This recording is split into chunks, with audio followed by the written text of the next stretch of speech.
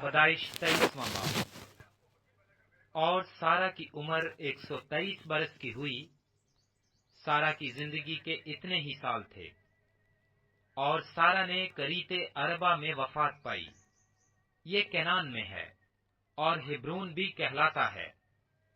اور ابراہیم سارا کے لیے ماتم اور نوحہ کرنے کو وہاں گیا۔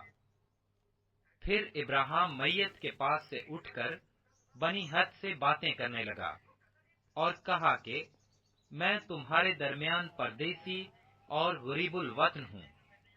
تم اپنے ہاں گورستان کے لیے کوئی ملکیت مجھے دو، تاکہ میں اپنے مردہ کو آنکھ کے سامنے سے ہٹا کر دفن کر دوں۔